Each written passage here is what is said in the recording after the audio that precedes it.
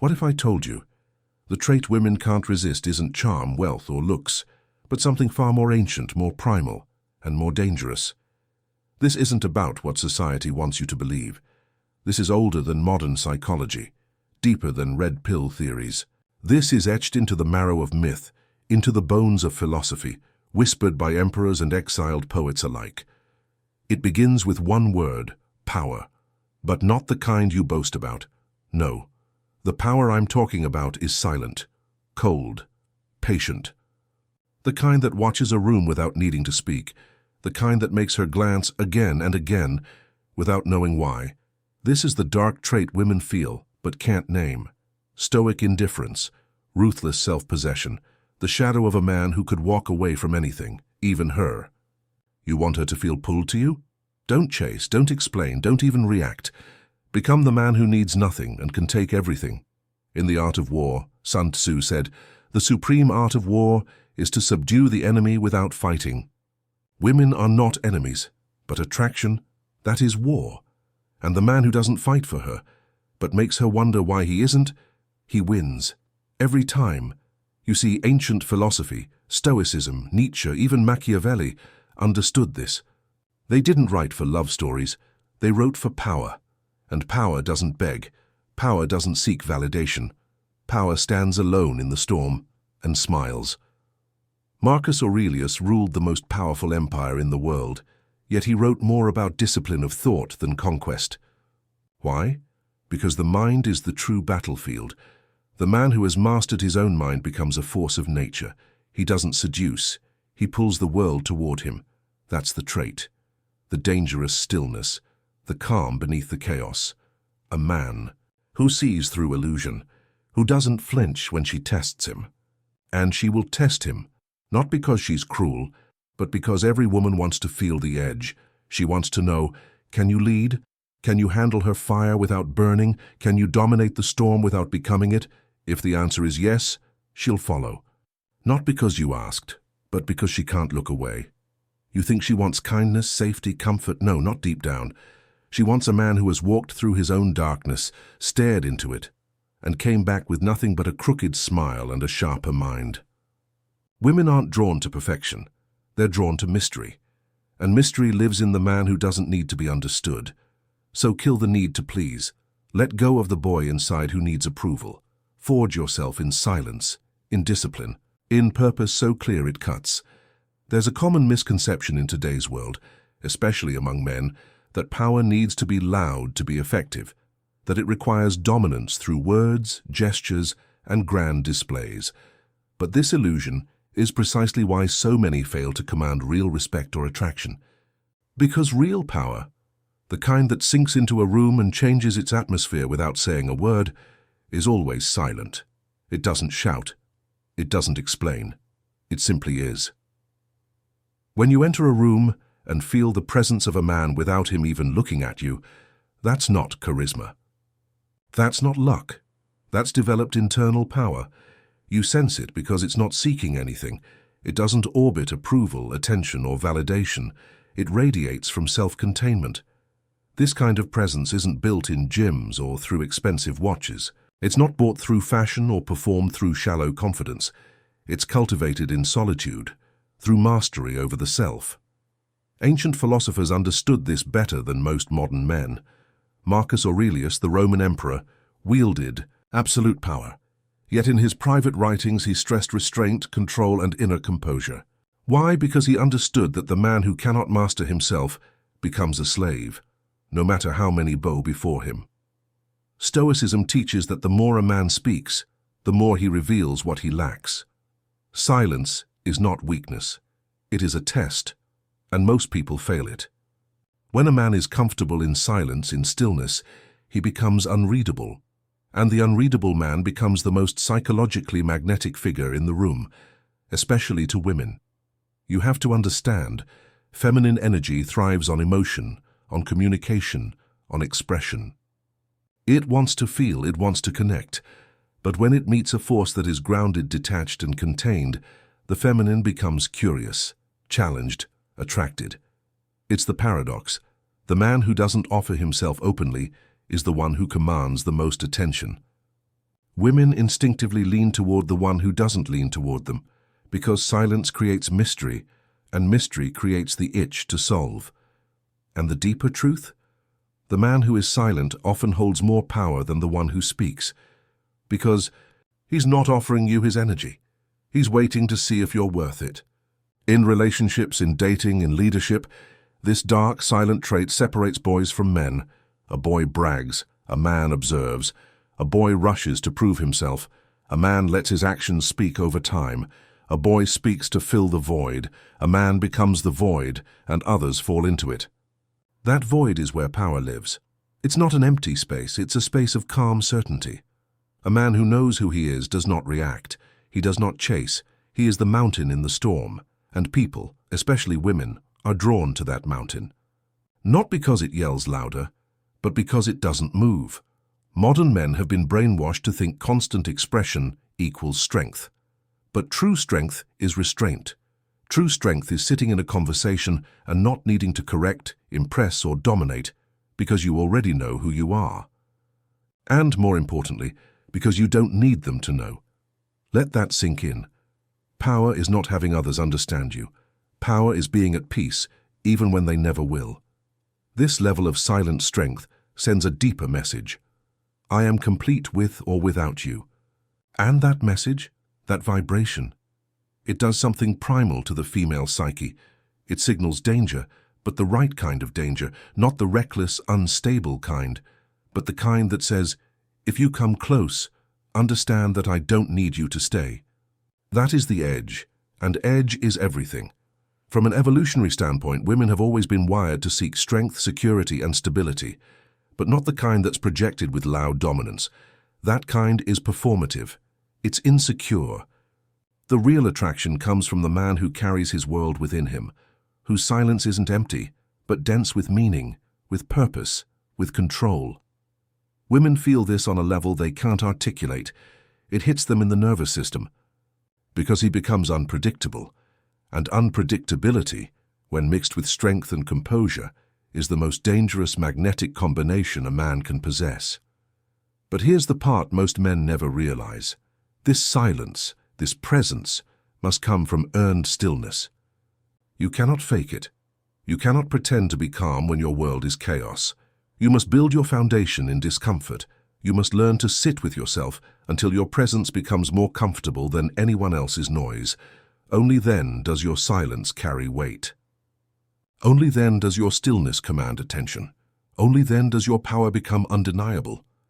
There is a strange and brutal truth in the psychology of attraction, something that runs counter to what you've been told by society, media, and pop culture fairy tales. It's not the man who gives her the world who captures her deepest desire. It's the man who could, but doesn't. You see, indifference is not the absence of care, it's the mastery of it. And when wielded correctly, it becomes one of the most irresistible forces in human dynamics, especially in male-female attraction. Indifference triggers a primal response. Not because it is cruel, but because it introduces something that disrupts the predictable, uncertainty. And uncertainty drives obsession. Most men don't understand this. They chase, they explain, they constantly reassure, they react to every message, they answer every call. They make themselves available. And in doing so, they bleed away their power, inch by inch.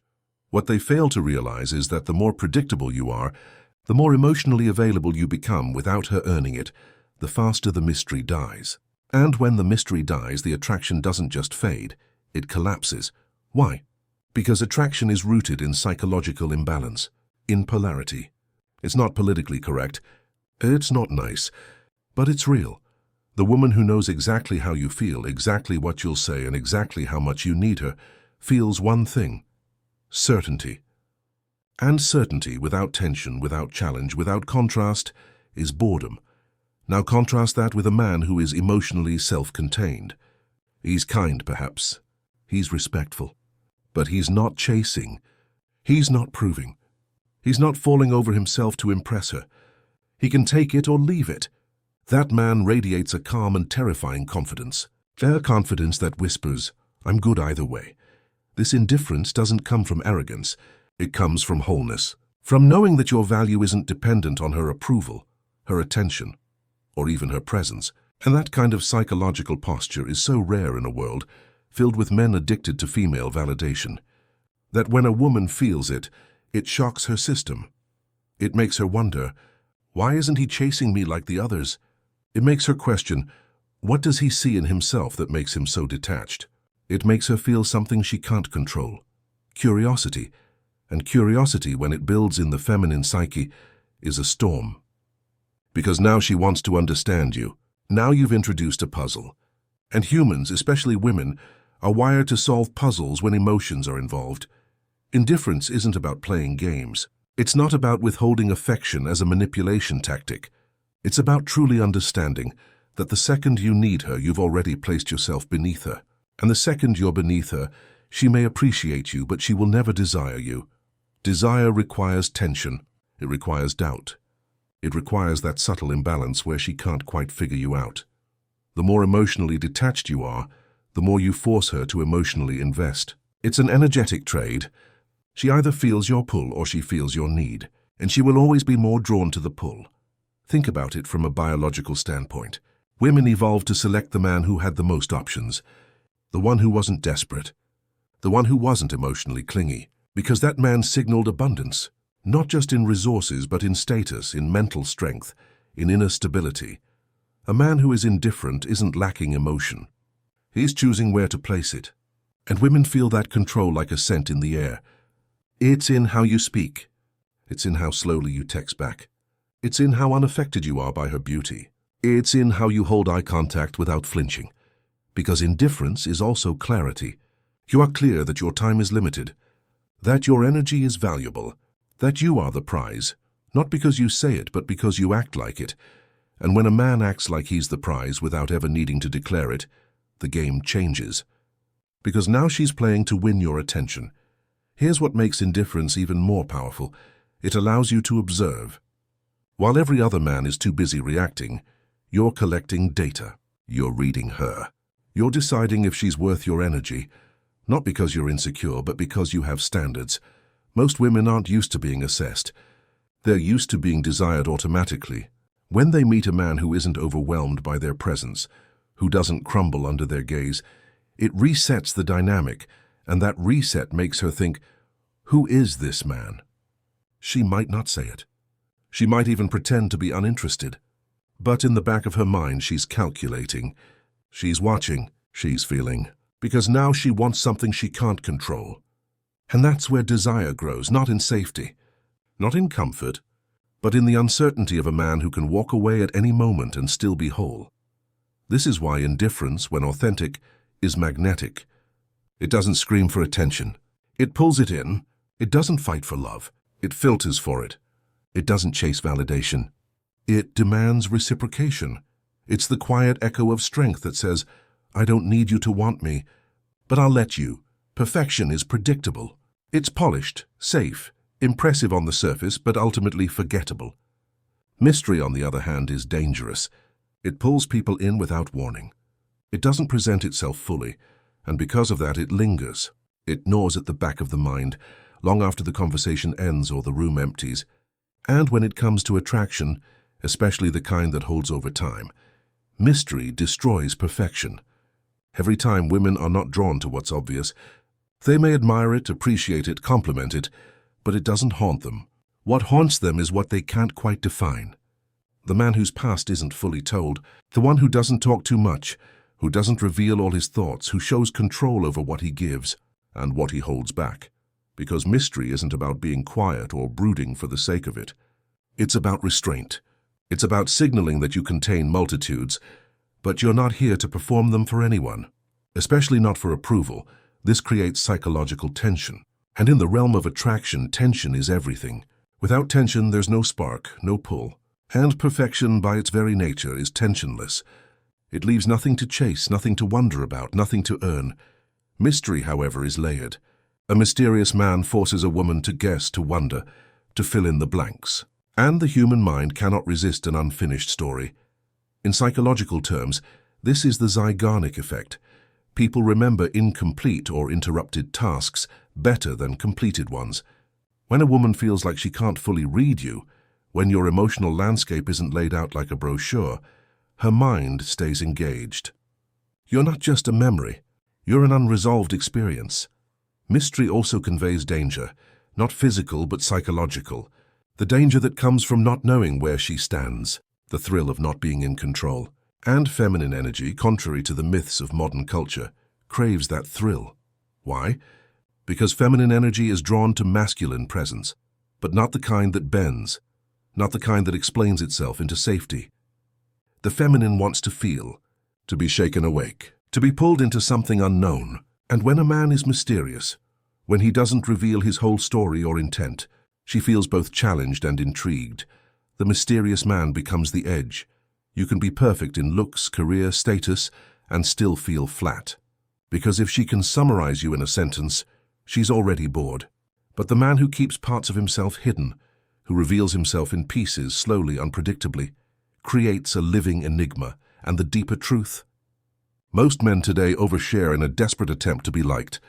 They try to prove their worth. They tell their whole life story in the first conversation.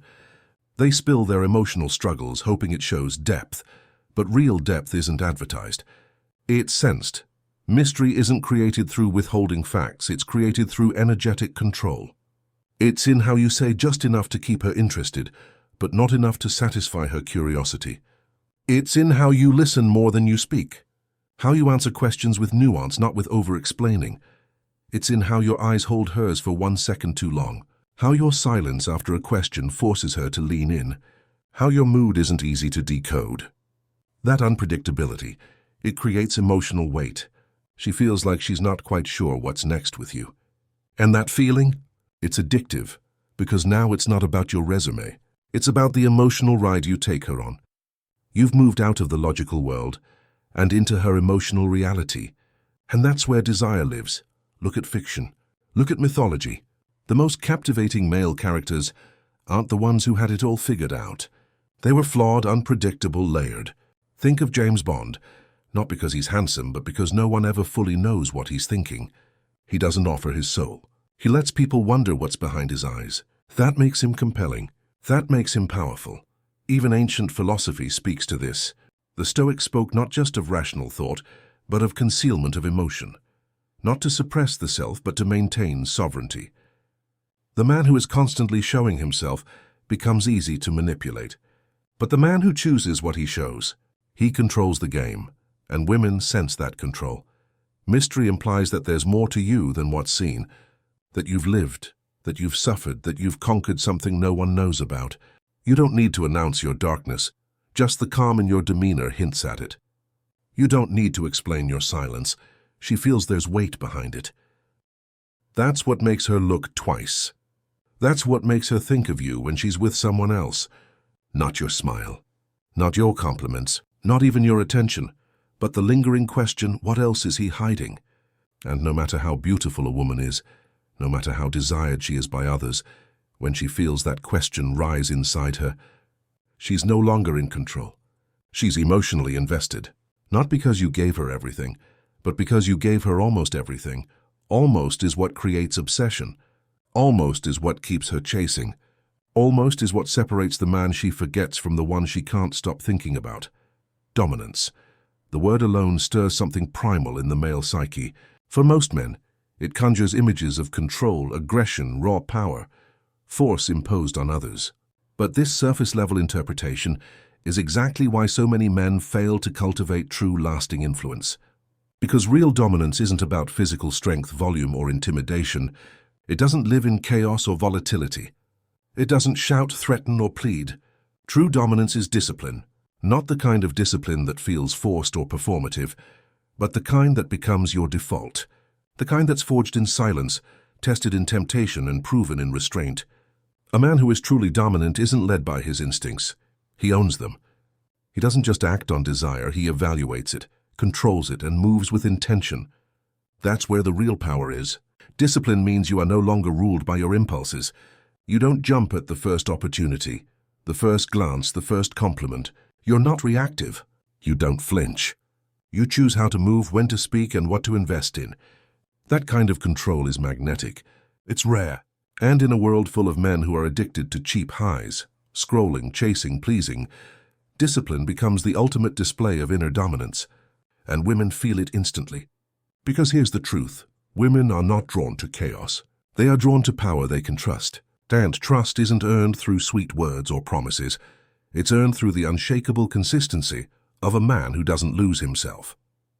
A disciplined man becomes an anchor in her storm, not because he controls her, but because he refuses to be controlled by her mood, her tests, her emotions. This is where most men crumble. The moment a woman becomes emotional, they start dancing, apologizing, explaining, justifying. They slip into fix-it mode. But the disciplined man knows her emotion is not his problem to solve. Her storm is not his to absorb. He stands still, unmoved, grounded, and in doing so he becomes the reference point for her emotional energy to settle. That's dominance, quiet, unapologetic, immovable. It's not about shutting her down, it's about being so secure in your own state that she adjusts to you. Because if she can move you with a look, a tone, a passive-aggressive comment, you're not leading, you're following. Women don't consciously want to lead. They test to see if they have to. And if they realize they do, respect evaporates. And where respect dies, attraction cannot live. Discipline also means choosing long-term power over short-term pleasure. The average man sacrifices everything for a moment of validation, texting back instantly, oversharing on the first date, begging for closure. The disciplined man pauses, waits, measures. He knows that the one who controls the tempo controls the frame. He's not avoiding emotion. He's controlling its direction. The Stoics understood this. Marcus Aurelius wrote, "You have power over your mind, not outside events. Realize this and you will find strength." That strength doesn't scream. It doesn't react. It sits in the fire and breathes. A disciplined man is not easily tempted. Not by beauty, not by praise, not by sex. He sees it, feels the pull, and chooses his response. And that choice, again and again, builds a kind of internal tension that women feel. Because discipline creates scarcity, and scarcity creates value. The man who doesn't give himself to every opportunity becomes rare. And what is rare is respected. What is respected is desired. This is why discipline and dominance are twins. You cannot have one without the other. A man who tries to dominate others but can't dominate himself is just loud weakness. His energy may appear strong, but it's chaotic. He's ruled by anger, fear, lust, ego. And deep down, people sense it. Women sense it. But a man who holds his energy in his chest, who doesn't feel the need to explain or validate himself, who moves with purpose and restraint, he creates a gravitational pull, not just to women but to everyone. Discipline is also about timing. Not rushing into decisions, not overcommitting. Knowing when to say no without guilt, knowing when to walk away, even if it costs you comfort or connection. That quiet refusal to be rushed is what makes people lean in. You don't need to dominate a room by being the loudest man there. You dominate by being the one no one can shake. The one who chooses his words carefully, who doesn't break eye contact, who listens more than he speaks. The man who controls his attention controls the room. Even in sex, this truth holds. Women are not just drawn to skill. They are drawn to presence. They're a man who doesn't rush, who's not trying to impress, but who leads the experience with patience and intensity. That's where true dominance expresses itself. Through control. Through awareness. Through intentional rhythm. Discipline isn't cold. It isn't robotic. It's hot steel under cool skin. It's a furnace behind calm eyes.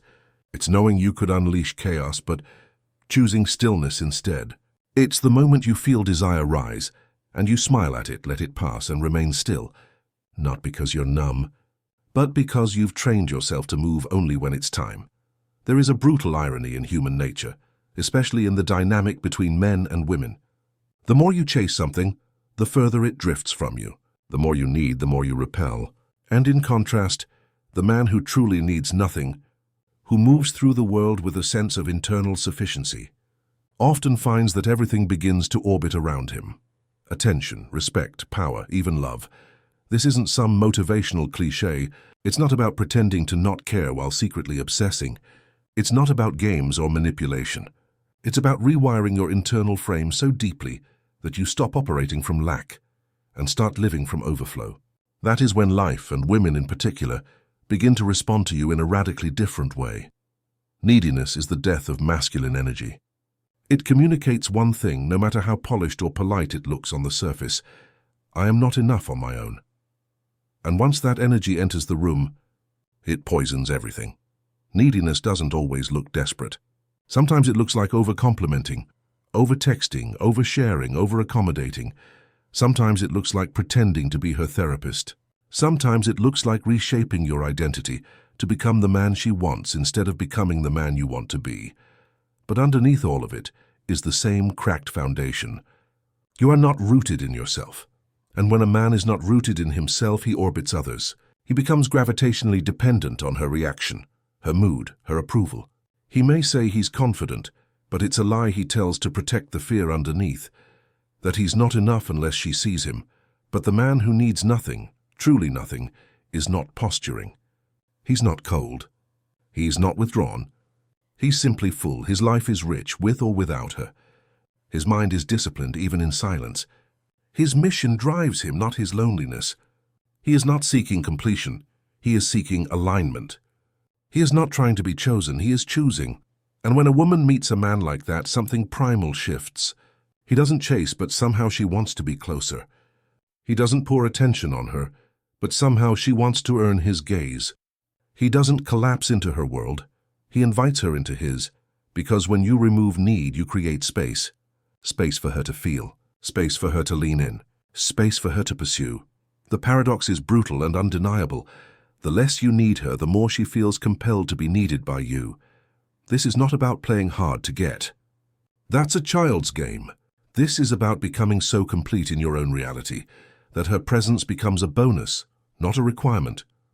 Most men cannot do this because they're slaves to desire. Not just sexual desire, but emotional dependency. They want to be validated, wanted, seen, and they attach their worth to the presence or attention of a woman. So the moment she withdraws, they panic. They text too much. They become reactive. They spiral into scarcity, into fear, into supplication. And she feels all of it. She may not know how to explain it, but she knows she's no longer drawn to him. Why? Because need is heavy. It is energetic pressure.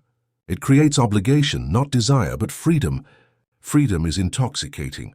When you're free from need, your energy becomes light, attractive, compelling, because now you're not asking for anything. You're simply existing as something valuable, something self-sustained, something rare. The man who needs nothing has options, not just in dating, but in life. His world doesn't shrink when she leaves. His world doesn't depend on her affection, her approval, or her presence. He may want her, but he does not require her. And that difference is the gap between attachment and power. Wanting is masculine. Needing is not. Wanting says, I choose you because I see value. Needing says, I choose you because I don't have value without you. And women feel this difference in every word you say, every move you make. When you want her, you pursue with strength, direction, clarity. When you need her, you pursue with anxiety, fear, and desperation, even if you mask it well.